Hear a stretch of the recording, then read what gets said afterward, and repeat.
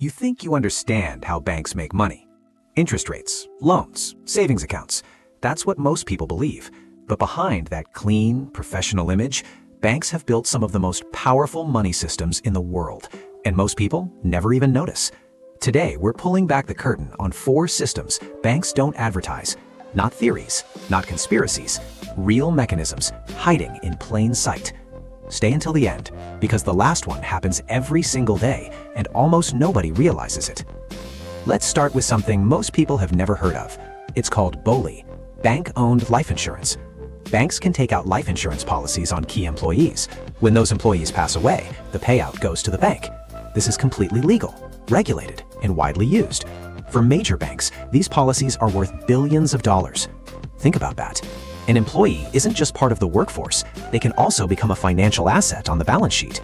Most customers never think about this, but it shows how banks operate on a completely different level. Now let's talk about something that affects everyday people: overdraft fees. Most people assume transactions are processed in the order they happen, but that's not always the case. In some situations, larger transactions are processed first. Here's why that matters.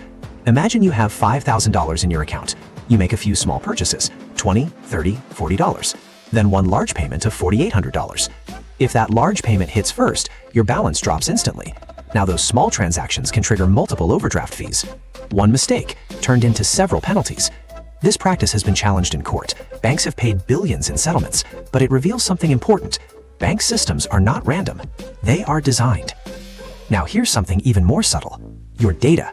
Every time you swipe your card, send money, or make a purchase, that data is collected, analyzed, and in many cases, shared in aggregated or anonymized ways with partners.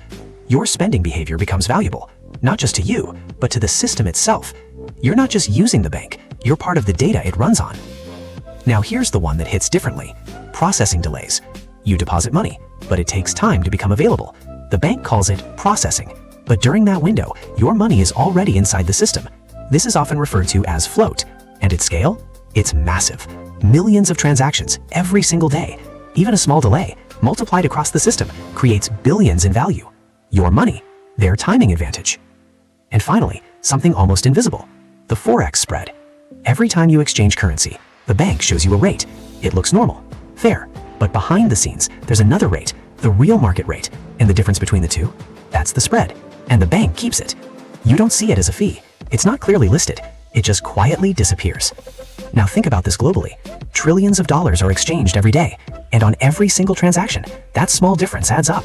This is one of the most invisible profit systems in finance. Now step back for a second. None of this is illegal. None of this is hidden in a secret way, but most people never take the time to understand it. Banks don't just store money, they control how money moves, and they profit from that movement at scale.